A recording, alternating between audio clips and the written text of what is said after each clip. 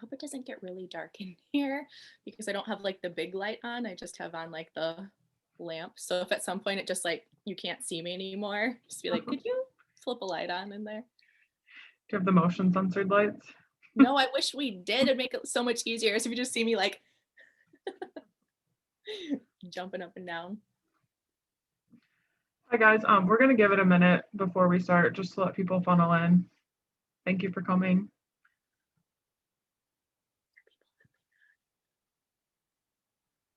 Everyone just saw that. I know, that's what I was about to say. And they're all seeing me do like jumping jacks. That's okay. I'm a professional, I promise. While we wait, I'm gonna try to Facebook Live this again. Okay, cool.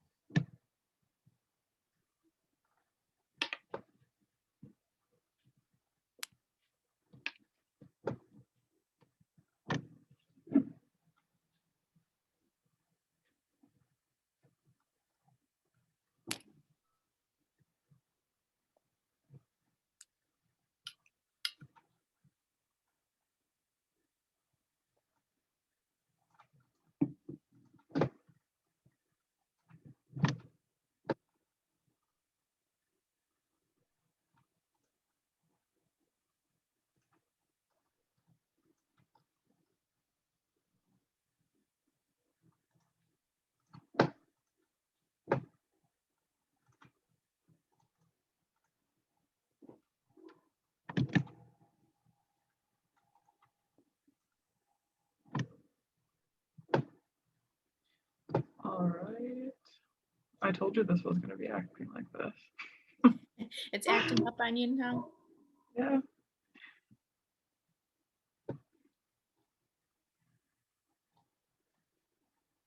We'll try one more time. Well, we'll just have to post it, the recording. That's okay too. I'm all right with that. All right. Ready to start? Sure. Okay. Hi, everyone. Thanks for being patient. I'm trying to figure out Facebook Live, and it's just an ongoing struggle for me. Thank you for joining us tonight. My name is Danielle Angelari, and I'm the Executive Director of NAMI Northern Illinois. And for those of you who are unfamiliar with us, we are an affiliate of the National Alliance on Mental Illness and part of the nation's largest grassroots organization dedicated to building better lives for people living with mental illness. So our group specifically serves Winnebago and Boone County, and we support those in need through various peer-led support groups. We educate families and our community. We advocate by helping to shape public policy and programming for people living with mental illness and their families. We lead many awareness events to actively fight stigma, encourage understanding, and keep in the forefront of everyone's minds the importance of mental health care. And we also provide the tools and resources necessary to improve response to mental illness for all. So to begin tonight, I just wanted to share a few updates as COVID protocols change. Our support group locations have been changing. So just so everyone's aware, we do have 2 different support groups for adults living with mental illness. One remains virtual, one is in person. Those meet on Sundays and Fridays. For teens and young adults living with mental illness, we offer 2 groups apiece throughout the month, and those are both in person. For families, we have 3 groups that meet throughout the month for adults with adult loved ones in their family, and then 2 groups specific to parents and caregivers of children. So for a full list, please, if you want to provide your email address over in the chat box, I would be happy to send you an updated list of times and locations. I wanted to mention that our annual event is coming up quickly. We are hosting a Mulligans for Mental Illness golf outing on June 7th at Forest Hills Country Club. Cannot wait to get outside and enjoy some weather like today. It's always a bright, sunshiny day, so we'd love to see you there. I also want to mention we do have 2 more community education programs in March that are coming up. The next one will be March 24th at 5:30 p.m. The topic is maintaining your mind, body, and spirit through the pandemic with Mary W. Lee, who's a licensed social worker and licensed clinical counselor. The program following that will be held on March 31st at 5:30, and it's titled Supporting One Another Through Distance Learning with Jackie Phillips, who, among other things, is a high school teacher, wellness coach, and mental health advocate. You can register for both of these things on our websites, and there you can even watch recordings from our previous education programs. The one tonight will even be up there as soon as I can. So on to the main event tonight. I'd like to introduce you to Sam Thomas from Rockford Sexual Assault Counseling, who's here to speak to us about sexual assault and abuse and the immediate and long-term effects on mental and emotional health. She'll even talk to you about how to help a friend who may be struggling with these effects, and she's going to give you a little bit more information about RSAC. So I would like to turn it over to Sam, and thank you very much, Sam, for coming tonight, and thank you all for joining us too. I'll turn it to you. Awesome. Thank you so much. I'm really, really excited to be here tonight. First of all, because I love speaking to people who want to hear the things that I'm talking about. So, I am a prevention educator at Rockford Sexual Assault Counseling, and I'm going to talk to you a little bit more about what our organization does. But as a preventionist, most of the work I do is with middle school and high school students. And so, when I get on a Zoom normally to do any kind of education, they're all mad that I'm breathing and they're all mad that I'm there and I'm taking up space and that I'm talking to them. So it's really, really nice and refreshing to be invited to come and speak somewhere with people who want to hear what I have to say and hear what we're doing over at RSAC and how it's affecting our community. And so I just really, really appreciate the opportunity to be here. Keep in mind that I am going to try to remember that I am speaking to adults and not middle school and high school students. So if I start to ask you to give me a thumbs up or a thumbs to the side or a thumbs down about something, just like somebody put in the chat box, hey, we're adults right now. You don't have to do that. Okay. So, like I said, I work with Rockford Sexual Assault Counseling. So if you're not familiar with us, we are a local nonprofit counseling agency that provides free and confidential counseling services to survivors of sexual assault and sexual abuse and their family members. One of the things that's always important for me is that we help people who are in really not so great situations. But even if you have not been in a situation like that yourself, there is no worse feeling in the world than watching somebody you love and care about going through a hard thing and not knowing how to help them. Right? I don't know what to say to you to help you right now. I don't know how to support you in this situation. We also, a lot of times, when we're trying to be a good friend, a good partner, a good significant other to somebody who's struggling, a lot of times we forget about ourselves and we start to go through really, really hard things. And we don't know who to talk to. We don't know how to reach out to because we're supposed to be the strong one. So, our services are not only just for survivors, but also for anybody who loves a survivor, supports a survivor, is in a survivor's life, and maybe wants to know how to help them or needs to address some of the ways that it's affecting them to see their loved one going through a situation like that. Like I said, all of our services are completely free of charge and they're completely confidential. We serve survivors who their abuse or their assault could have happened 10 years ago or 10 minutes ago. It doesn't matter when it happened. If you have a history of assault or abuse, you qualify for our services. We also have a 24-hour crisis hotline. So that means 24 hours a day, 7 days a week, there's always someone to talk to. Sometimes that word crisis kind of freaks people out a little bit, but to us, a crisis is anything that is out of your scope or your ability to deal with. So there are a lot of things that could be a crisis, right? If somebody asks you a question that you don't know how to answer, that could be a crisis. If you were in a situation where you feel unsafe, either with yourself or you feel unsafe because of the decisions that people are making around you, maybe you have experienced an assault, maybe you know somebody who is experiencing an assault and you don't know what to do or what kind of happens next, you can always use that line. Um, One thing that I want to make sure that I mention is in years past, people primarily used that crisis line for issues related to sexual assault and sexual abuse. But this year is a really, really crazy year. The things that have been going on in our community, in our society, in our world, all around us, they are having an effect on each and every single one of us, whether we really recognize it, can see it, or not.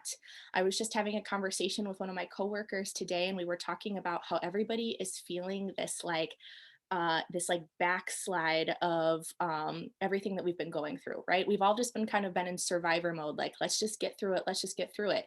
And now that we see a light at the end of the tunnel, it's kind of hitting us all really hard right now. So if you are struggling in any way and you don't know who to reach out to or who to talk to, make sure that you give us a call. And if we can't help you, if one of our crisis counselors can't help you, we know somebody who can. You're never out there fully alone.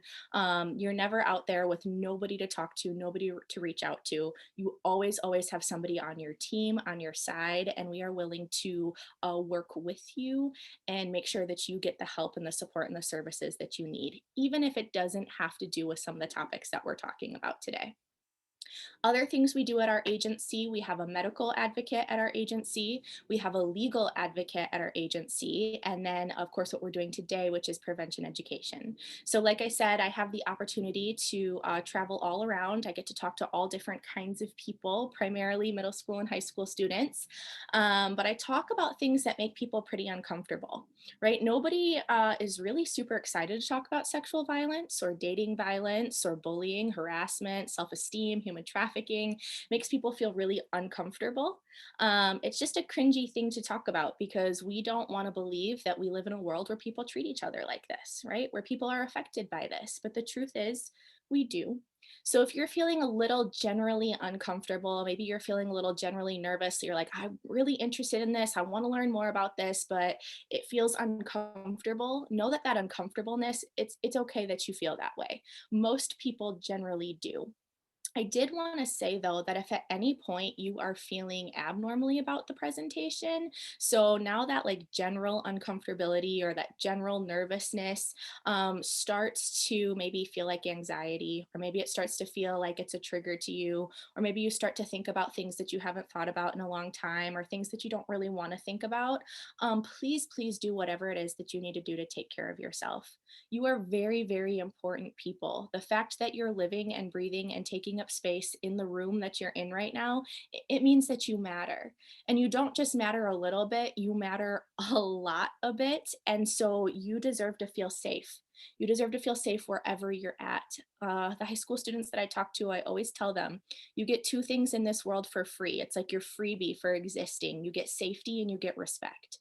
And you don't have to change a single thing about yourself to be safe or to be respected. So during this presentation, if things start to get a little bit too much for you, for whatever reason it is, right? Please, please take care of yourself. So if you need to log off, feel free to log off. If you want to pop out for a second, get a drink of water, go to the bathroom, come back.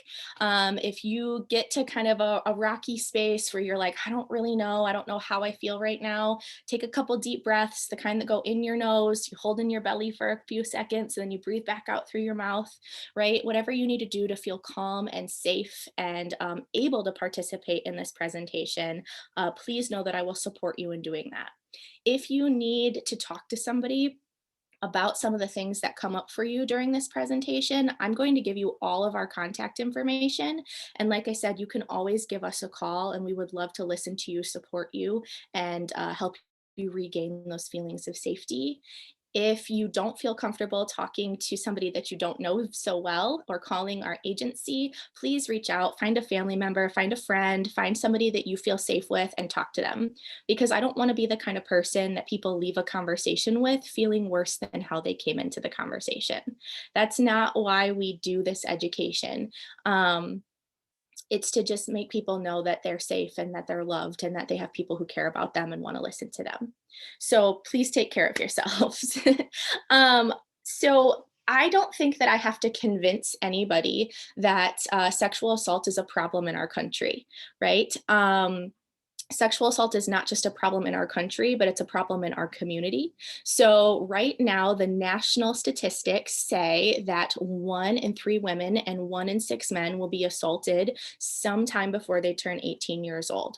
So, I'm not a super big fan of statistics, first of all, because they're scary, but also because we can only get statistics by the amount of people who are talking about this and report their assaults. So, what we know is that sexual sexual violence is not an easy thing to talk about. Sexual violence is not something that we make really an easy route for survivors to get justice from, or to be able to report, or to be able to really get the justice they deserve, right? Because we live in a culture and a society kind of stacked against survivors. So because of that culture, a lot of people never ever report their assaults. A lot of people never come forward and talk about the abuse that maybe they went through or the abuse that they suffered at the hands of somebody else. And it's okay if you never talk about that. It's okay if you never report it. It's okay if you never take it to an institution and say, I need some help from this. But it's not okay for you to go through it alone, right? I'm going to keep saying this over and over again because this is the message that I want you to remember if you don't remember anything else, and that's that you're important and that you matter. And a lot of times when people keep in things, they keep in secrets, they keep assault a secret, it's because there's shame attached to that. So there's a difference between guilt and shame. Guilt says that thing was bad. Shame says I am bad. And you are not bad, right? There is no room for shame here. There's no room for shame in this conversation. There's no room for shame when we're talking about survivors and we're talking about their experiences, because you are not bad. The situation that happened to you was bad. The choice that that person made was bad, but you are not bad. It did not happen to you because you are a bad person. It is never, ever the survivor's fault if somebody else makes a choice to hurt them, but because our culture puts shame into the conversation, because our society puts shame on survivors, that makes survivors feel like maybe I can't talk about this. Maybe I can't report this. Maybe I can't do anything about this. Maybe if I do report this or I do talk about this, nothing will happen. Nobody will believe me. And I would really, really love to say that none of those fears are true, but those fears are valid because they're real, because we hear stories of people talking about their assault, talking about their abuse, and nothing happens, right? It keeps going. That cycle keeps going, and that survivor feels like they didn't get heard. But standing up and talking about it is an alternative way to get justice, because the root of sexual violence is power and control. It's about one person trying to take somebody else's power away from them in order to control them. And by standing up and by saying, what you did to me was not right, even if nobody else believes me, even if nobody else hears me, even if nothing changes, even if you yourself who made the choice to hurt me doesn't admit what you did, the simple fact of you standing up and saying it is you taking that power back, right? That control back, and saying that wasn't right, no matter what, no matter who believes me. Now, the good news is, even if the institution that you go to doesn't believe you, even if nothing changes, even if that perpetrator never gets held accountable for their actions, you have a whole lot of people on your team. You have a whole lot of people who will believe you, who will listen to you, who will advocate for you, who will support you. You just have to find them, right? Sometimes it's a little tricky to find people to listen to and support. That fear, that shame that our culture puts on people makes people feel like they have to keep it a secret. And because a lot of people feel like they have to keep assault and abuse a secret, we don't have, I would say, accurate numbers of those who are affected by it. I believe that a lot more people are affected by sexual violence than we know about. A lot more people are affected by sexual assault and sexual abuse than have come forward and reported it. So even though nationally we have those statistics, and those statistics are very, very comparable to Winnebago and Boone and Ogle County statistics, the reality is there are so many more people who have been affected by this. And because of that, we have to be careful about how we have this conversation. So, the point of this conversation and this education, talking about sexual violence, is because we need to know what it is, right? We need to know what to do if it happens. But most importantly, survivors need to know that it's okay to talk about. We need to know that this isn't something that you have to keep hush hush. This isn't something that you have to keep secret. This isn't something that you have to hide, because you're not wrong. You're not bad. You're not different. There wasn't something about you that made that person make the choice to hurt you. It was all about them. And there is no one to blame for that except them. And that is really the lens that I would love for everybody to take, the stance that I would love everybody to take when we start to have conversations like this. Because when we start to say, it's not your fault, you did nothing wrong, let's talk about this, I believe that there are a lot of people who are ready to have that conversation. That's why we do what we do. Now, we all have experiences keeping secrets, right? Whether they're very, very serious secrets or they're not so serious secrets. But the one thing about secrets is that the longer you keep them, the bigger that they get. Okay. So I'm not sure if you're familiar or not, but there was a law that got passed in 2008 that was called Aaron's Law. And Aaron's Law is the law that says every year at every grade level, somebody needs to talk to students about sexual assault and sexual abuse. So if you have students who are in schools in Winnebago or Boone or Ogle County, they are under this state mandate that they have to get the education that talks about what sexual violence is. The reason why that law got passed is because the experience of somebody named Erin Marin. So when Erin was assaulted, it was during a time in which no one was talking about this. And so when the person who hurt her told her, no one will believe you, you're just a kid, it was your fault that this happened to you anyway, because she never heard anything else, she kept it a secret.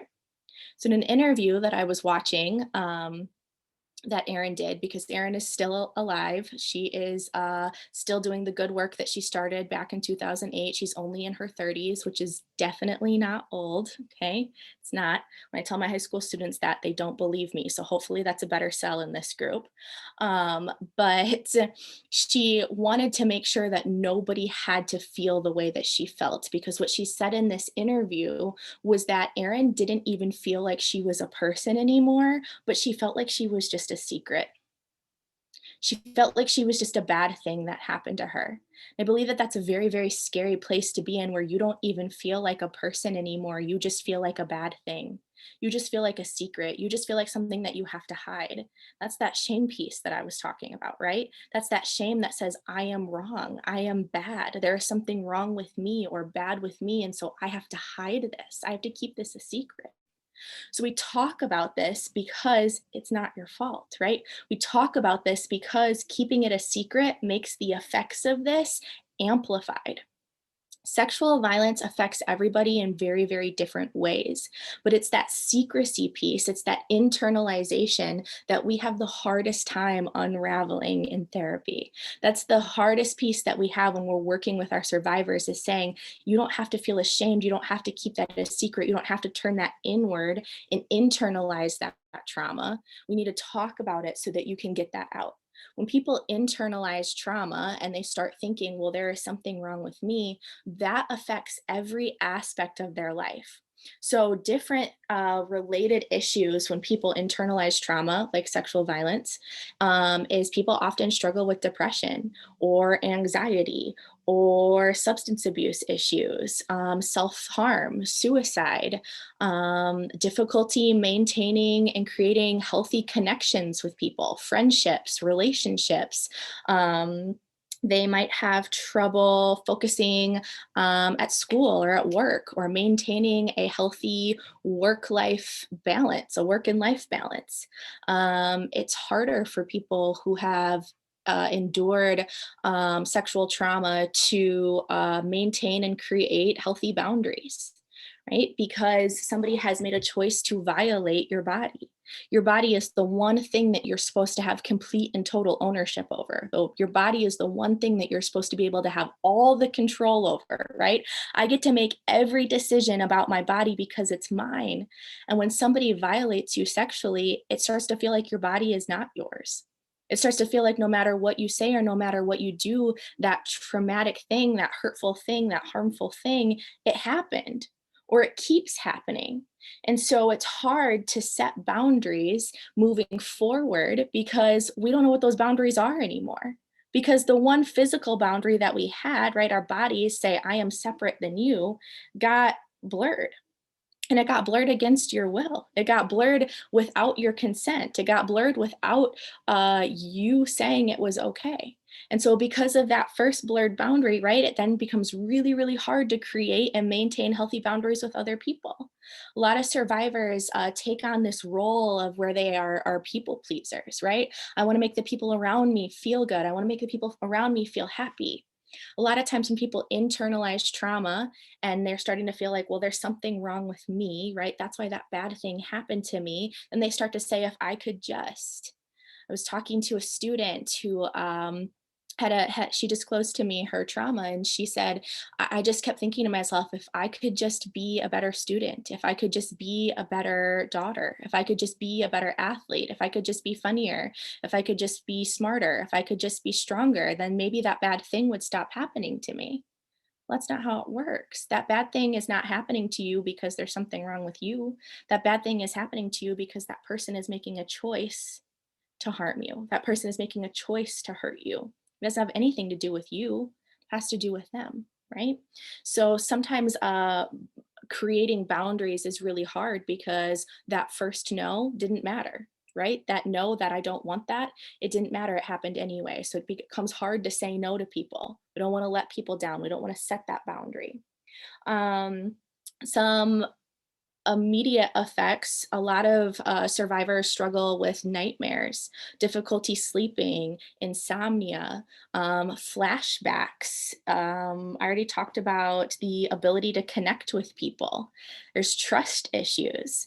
Um, there is this kind of idea that everybody who perpetrates sexual violence is like a stranger hiding behind a trash can. It's somebody that we don't know, right? It's somebody that we saw on the street, and it was a stranger. But the truth is that over 90% of assaults happen by somebody that the survivor knows, somebody that the survivor is in the relationship with. That's a violation of trust. That's the biggest violation of trust, because that was somebody that you thought that you knew. That was somebody that you thought that you could trust, that you had a healthy relationship with. And instead of turning that on that person and saying, you are not the person that I thought that you were, that all of a sudden makes people not trust themselves because they say, well, why didn't I see that? Why didn't I know that that person would do that? Right? So there's a trust. There's this mistrust. I can't trust anybody. A lot of times people have a trauma response of independence, right? We value independence in our society. We value independence in our culture. We're so do it yourself and don't rely on anybody. You got this. And to some extent, that's great. But for some people, that's a trauma response. I can't rely on anybody. I can't trust anybody else. Why would I look to you? I'm going to do it myself, right? Because of that violation of trust, because that person that you did trust or you did lean on or you did depend on broke that. They hurt you, they traumatized you. Um, a lot of times we see unhealthy work and life balance. I know I mentioned that, but a lot of times it's easier to pour yourself into something else. Um, we also value overworking in our culture. And so that's why sometimes it's hard to identify what some of these behaviors are. But overworking is also a trauma response. So it's easier for me to go to work and work until I'm exhausted and then come home and pass out, or I find my value in my work. I find my value or my worth in my productivity.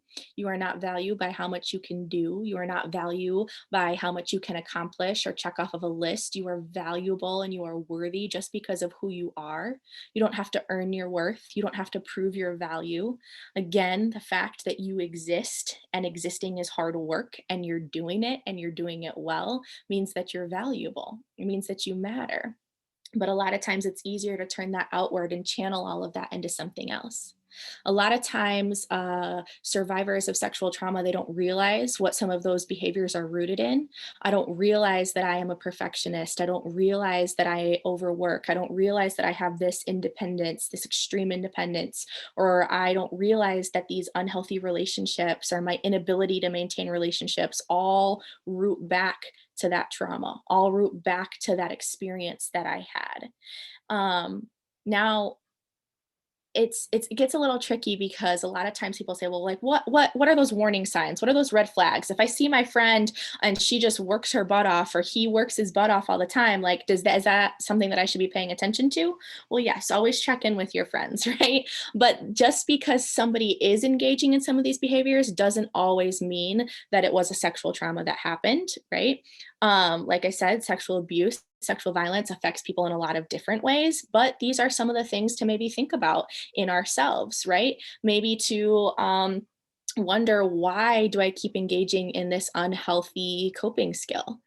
Um, I just recently have been doing some research on that term, healthy and unhealthy coping skills, because there's sometimes a little bit of shame that comes with that unhealthy coping skill word, because now you're like, I'm literally doing the very best that I can, and now you're telling me that the best that I can do is unhealthy for me. Now what, right? So I have been hearing about how people have been using the terms like low stress and high stress coping skills. So like a low stress coping skill would be meditation, or deep breathing, maybe a walk, maybe a run, maybe some coloring if you are into coloring, or creating if you're into creating.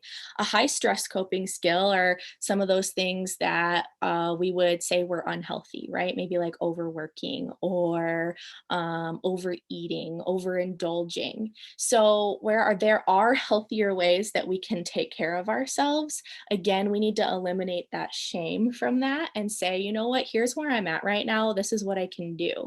But if we are in some of those using those high stress coping skills, if we are utilizing maybe some of those skills that were like, this is maybe just me surviving, this isn't really me coping, saying, well, what is the root of that? Right? Why? What can I trace that back to? What are some of those things that maybe have led me to these choices? Now, it's really, really hard. Okay, let me start here. Healing is really, really hard work, and there's no right way or wrong way to do it. A lot of times, after an assault has happened, somebody goes through trauma, they're just doing the very best that they can to keep themselves on the planet for one more day. And if you are in that spot and you're like, I am doing everything I can just to keep myself here, know that you're doing a very, very good job, and you're doing it successfully. You're doing it well because you're here, right? If you're listening to this presentation, you're here, which means you're doing a great job. Um, so as we get into those modes though, where we have extended periods of time of I am just existing, I am just doing the very best that I can, that is exhausting. And it is at that point, it might be time for you to say, I don't want to do this by myself anymore. And I might need to reach out to a professional. I might need to reach out to a friend. I might need to reach out to somebody who can help me, because I have been in survivor mode for a really, really long time. And I know that I was not here on this planet just to survive, but there's so much that I can get out of this. And just because a terrible thing happened to me, just because somebody took an opportunity to hurt me and harm me and tear me down, and it wrecked me, it rocked me to my core, that does not mean that I don't deserve a healthy life. That doesn't mean that I don't deserve a successful life. I am going to take my power back and my control back, and I am going to start getting to a place where I can do more than just survive. And the good news is you don't have to do that by yourself. Getting to that place where you say, I am going to start to explore those pieces of myself is a very, very scary thing to do, right? A lot of times people are scared to reach out to professionals and get help because they're scared they're going to hold up that mirror and say, oh my goodness, look at all those bad things that are inside of me. But reaching out and getting help from people that you really trust, people who really love you, who support you, who want the best for you, is holding up that mirror, and they're going to say, you're doing such a great job, right? Beside, look at everything that you went through. Look at everything that happened to you. Look at everything that you've survived from. Look at who you are. You're doing great. Let me help you.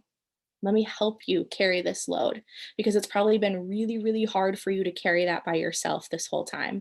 It's probably been really exhausting for you just to try to wake up and put one foot in front of your other. And even though you've been doing an amazing job with that, I'm going to help you, because now it's time. Now it's time, right? Maybe you weren't ready to do it for before, and that's okay. One of the very most important things that you could ever do, if you ever go through an assault or some kind of abuse, sexual trauma of any kind. I also forgot to say this at the very beginning, and so I want to make sure that I pause here and say it. Sexual violence can happen to anyone by anyone else, regardless of your age, your race, your gender, your religion, your sexual orientation, what kind of town you grew up in, uh, because the root of sexual violence is power and control. And also, everybody has the right to define their own experiences however they want to. So, how we kind of define a sexual assault is when somebody violates somebody else. Okay. If I have hurt you or if I have harmed you, if I've crossed a physical boundary with you, that is an assault without your consent, without your permission. So, consent is an enthusiastic yes. So, that means when people go, that is not a yes. If people don't answer, that is not a yes, right? If somebody says yes and then they say no and then they say yes again, you might want to stop, slow down, check in with them and make sure they're okay, right? So, an assault is when somebody makes the choice to hurt or harm you, violate your body without your consent. And everybody has a right to define their experiences however they want to.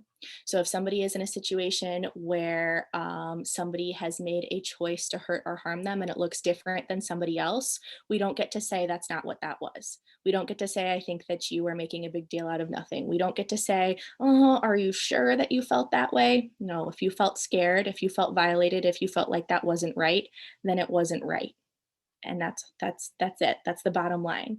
So if you are in a situation where something happened and it was not right and you don't know what to do, you don't know who to reach out to, know that you have people on your team who want to listen to you, support you, and keep you safe. Know that you did not deserve that bad thing that happened to you.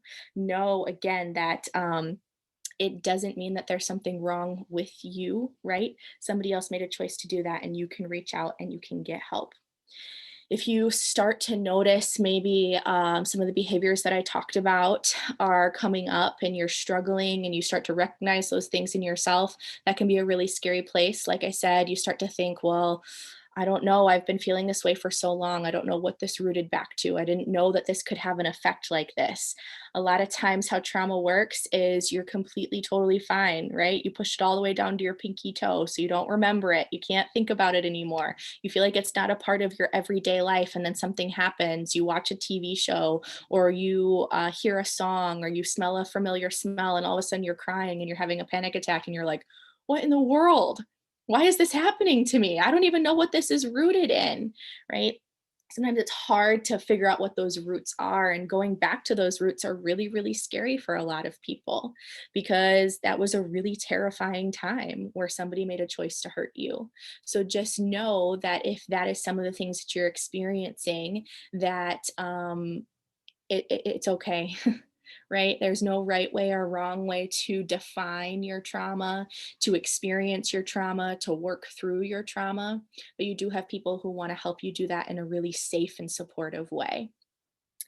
Um, I want to make sure that I talk a little bit about maybe how to help friends or partners, significant others who maybe have experienced a trauma in their life. So, first of all, there is no right or wrong way to experience or work through your trauma, like I said, right? But there is a right or wrong way to support somebody who is experiencing their trauma, and that's why I really want to make sure that I talk about this. um, if anybody ever discloses to you that something like this is going on, the very first thing that you do is you remind them how valuable they are, how important they are, how brave they are for talking about it, and let them know, even if you have no idea what happens next, you are going to be there for them. You believe them, right? I'm here for you. I am so sorry that you've been carrying that around for so long. Can I carry that with you? Thank you so much for telling me that. That is so brave of you to tell me. I don't really know what to say right now, but I care about you deeply and I'm here for you. It's okay to ask people, what do you need from me right now? What can I do right now? Maybe they say, well, I just want you to listen, or I just wanted you to know, or I just wanted you to sit here with me and not say anything. Okay, I can do that, right? I can do that. Make sure that you don't forget to take care of yourself. Hearing that your friend, your family member, your loved one went through a terrible experience, it brings up a lot of emotions in you. And it's really, really important that you know how to take care of yourself too. Recognize, hey, I used to never be afraid to go jogging.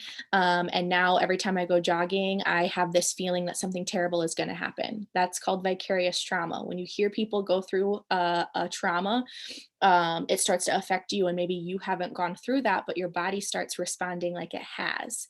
So that's why it's really, really important that you recognize yourself, you listen to yourself, and you take care of yourself too. If you have a partner who has been in an abusive situation, an abusive, maybe even relationship, or they were abused as a child, especially if it has to do with sexual violence, that might not be something that they really want to talk to you about. Okay. Survivors don't owe anybody anything. Okay. I know it's kind of like hard. You're like, oh, but I want to know. I want to help them. They don't owe you that explanation, but you might have to navigate some tricky situations. If somebody has experienced a sexual trauma, they might not be comfortable with intimacy, or they might have some really strict boundaries surrounding intimacy. It's okay for you to hold my hand, but I don't want you to touch my leg. Right? You get to make that choice because your body is yours, your body belongs to you. If we really care about our partners, we will be willing to work with them and navigate those spaces with them and do anything that we can to make them feel comfortable.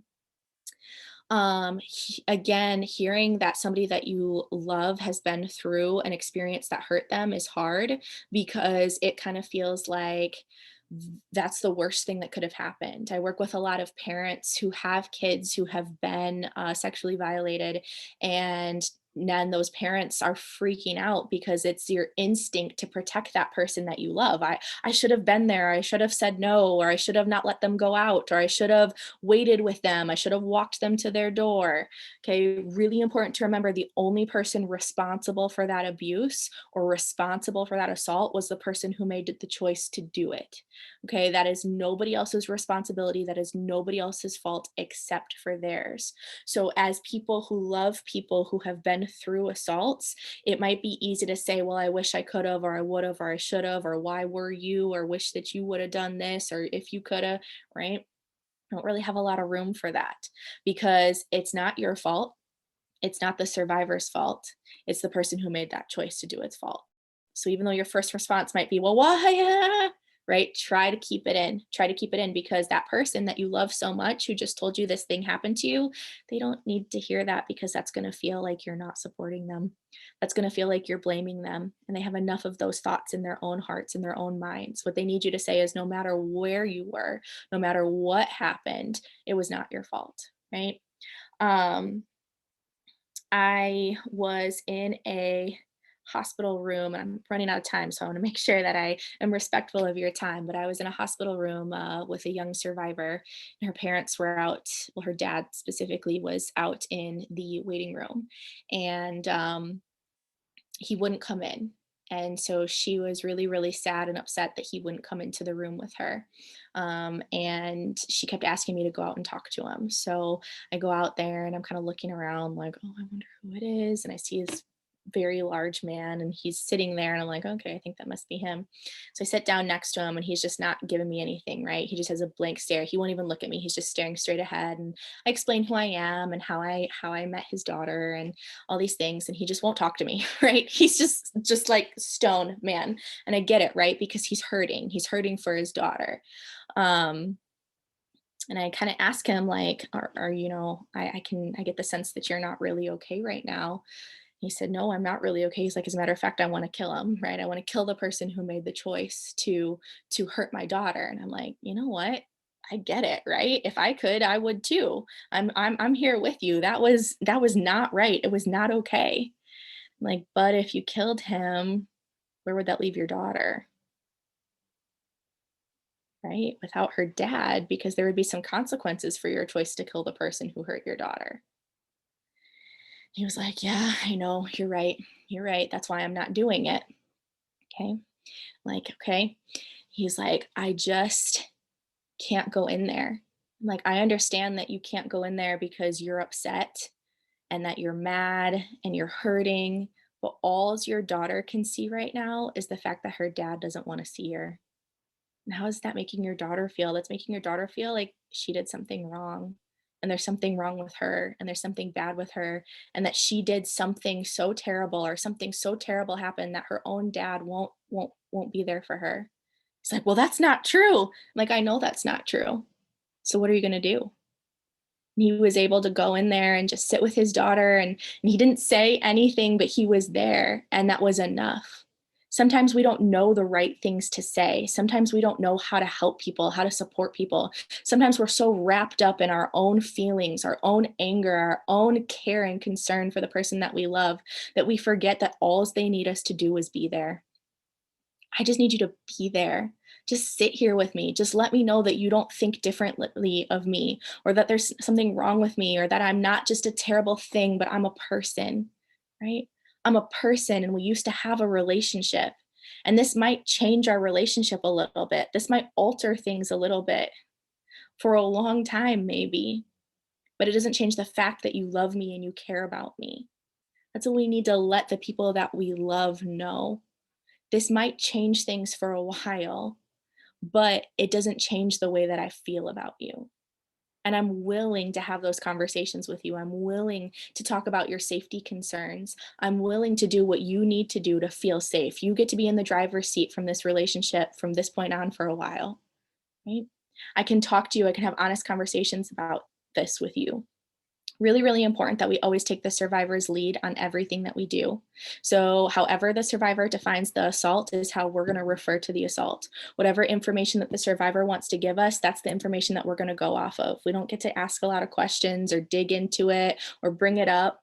One of the most powerful things that we could do for people is just let people be in control of their own healing. Because, as I've mentioned several times, sexual violence is about power and control. We don't want to mimic the abusers. We want to give survivors their power back. We want to give survivors their control back and allow them to be in charge of their healing process. And we just support them and love on them and care for them, and try to make it easier for them as we go along the way. That's a hard role to play. That's a hard job to have. So if you are in that role, if you are in that position, make sure that you have somebody who is not the survivor that can help you and support you and help you navigate this trauma too, because it's going to affect you in the exact same way.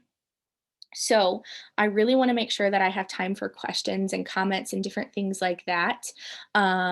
So were there any questions that kind of came up? Anything that I can go over that I didn't go through uh, before?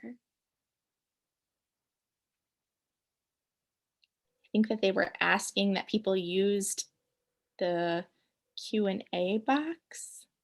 Yes, I apologize. I forgot to say that No, right at the no beginning. problem. No problem. But if you guys have any questions, please type them in the Q&A box, and I would be happy to read them to Sam. Which, thank you so much. That was a beautiful presentation. Of course. Thank you so much. I feel like I was all over the place, so hopefully it made sense. No, it did. It was awesome. Hey Sam, while we're waiting for questions to come in, can you walk us through how, like, if someone were to call and ask for services, what does that process look like so that people are at least knowing what they're getting into if they call? Absolutely, 100%. So our office is open from 8:30 to 4:30 every day. So if you call the telephone number, the crisis hotline, which I can get you that information somehow. I just realized you probably can't see it or don't know what it is. But if you call that line during the day, during 8:30 and 4:30, you will get a person who works at our office. And so you can just say like, hey, I wanted to get services. I want to see a therapist, whatever you feel comfortable saying. And whoever answers the phone can help you, because that's all of our staff here during the day. And they will get out an intake form, and they're going to ask you some questions. And those questions are going to be things like your name, your address, just the personal information of how we can get a hold of you. Um, You can tell us really whatever you want to. The only thing that's really important is that you give us the telephone number that we can get back to you on. They're also going to ask you when you do leave that telephone number if it's okay for us to leave a message on that line. And that's just because we don't want to ever accidentally break anybody's confidentiality. Like if you share a phone with somebody else, I don't want to call and say, like, oh, hi, this is Sam from RSAC. I'm here to set up your appointment. And that person's like, huh? What? Right. So just make sure that whatever line that you get is one that's a direct line to you. One of the things that they are going to ask during the intake is, can you tell me a little bit about why you're getting services or what happened? And just feel free to say as little or as much as you want to in that intake process. Again, talking about this with a stranger is not easy. Nobody expects anything from you on this end. And that's not like, oh, we're going to check that and see if you qualify for our services. That's not why we're asking that. We ask that question to make sure to try to partner you with a therapist that maybe would work best with you. Now, that doesn't mean that we're going to get it right all the time. So if you ever do talk to a therapist and it's not somebody that you vibe with the right way, it's okay to say, you know what, I want to switch therapists. There are I'm almost lied to you. I want to say there are about 13 of us on staff. So you have at least 13 choices of somebody who might work or might not work. But that's pretty much how our intake process works. It's just a lot of questions. It takes probably 10, 15 minutes ish, depending on how much, not even that long, 10 minutes ish, depending on how much information that you give. The last time that I checked, if it was a recent assault, which we say within, so it was like within a 3-day time frame. We are on a 3-day wait. So if it was a recent assault, you will hear back from a therapist in 3 days. If it was not a recent assault, we are on a 2-week waiting list right now. Now, that being said, those 2 weeks is not like an automatic, it's going to take 2 weeks for you to hear back from somebody. It's just that it could take up to 2 weeks for you to hear back from somebody. So once you give your information and do an intake form, um, your therapist who you gets assigned to you will give you a call, and then you and the therapist can work out your best schedule for appointments. If you call that line after hours, so anytime after 4:30, before 8:30 in the morning, you're going to get our answering service. And so what they do is they ask for your name and a telephone number and kind of like a, hey, why are you calling? Again, you can tell us what you feel comfortable with for your name. Make sure that number is a number that we can get back to you on. And then a crisis counselor will call you back. I did want to say that crisis counselors cannot do intake forms. So if you want to do an intake, definitely call during the day. But otherwise, for anything else, those are kind of the 3 questions that they ask for. And crisis counselors, they will call back or get back in touch with you within 10 minutes, 10, 15 minutes, you should be hearing back from somebody if you ever call the crisis line. So it's a really roundabout way to answer your question, but hopefully that helped. Oh, thank you. So we do have 2 questions so far. Number 1, what kinds of supports do you provide to family members of a human trafficking survivor? Do you have any support groups for them? Yes. So right now we don't have any support groups, but I'm loving that idea. That feels like something that I'm going to bring up. But we would be able to help that with that one-on-one therapy piece. You could talk to a therapist about some of that stuff, and you're really in control of your own therapy process. So if you're like, I just really need to talk to somebody once or twice, or I need to see somebody a little bit more long term, you and your therapist can kind of work that out uh, in a way that works really the best for you. But that's a really, really tough situation to be in. I so human trafficking survivors, they have elements of both the sexual violence that we've been talking about, that sexual trauma, but then they also have a lot of things that mirror domestic violence relationships and the fact that they're stuck in the cycle of abuse. So it's a lot of like getting help, getting out, and then being back, and then getting out and being back. And that weighs so, so, so heavy on people who love and care about people who are in situations like that. So definitely reach out for that one-on-one help. And if we do get a support group going for that, I will make sure to give you that information. Thank you. Question number 2, what are some ways to receive help while living with a perpetrator? Yeah. Okay. So that is like the scariest thing, right? Especially right now, I think it is more tricky now than ever to kind of get away from people because we're all stuck around the same group of people all the time. A lot of times people are quarantined with people who are making choices to hurt them. So, do first of all, do whatever it is that you need to do to be safe. Okay, so reaching out for help is often a time where it is the most unsafe for people. So if using your computer to look up the crisis line and then that like browser history is up there is not safe for you, we might have to safety plan some different ways into getting that help.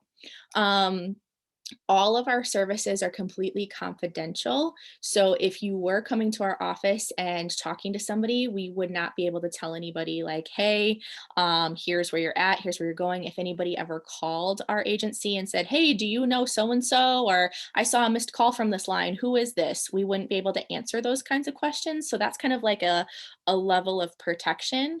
But I think it would be really finding a way for you to connect with somebody and get help with somebody in a really safe way for you. And if you don't know kind of a safe way to do that, I really hope that we could further that conversation a little bit more. But no matter who it is, nobody ever, ever, ever has a right to hurt you, ever. It's really scary if that person is living in the same house as you. Thanks, Sam. You did get a bunch of thank yous that you're greatly appreciated. You've helped some people navigate some situations that they've found their staff in, themselves in. Everyone thinks you did an awesome job. Thank you. Thank you so much. I appreciate every single one of you. You are all amazing. And if you ever need questions answered or more help or kind of some guidance, direction, I would really, really love to help with any of that in any way that I can. And we can either connect through calling the agency or through Danielle or however you feel comfortable doing that. So I would really love to be able to connect with you more if you need something additional or further than this presentation. Thank you. And if you guys could do this quick poll, I swear it's nothing too intense. But if you could just fill this out for me really quick before you leave. Thank you all for coming. And Sam, thank you again. Thank It you was an so awesome much. presentation. Thank you. Thank you. Appreciate you. Appreciate you. Can you stay on for a minute, actually? Yes, not a problem. Cool. Thank you.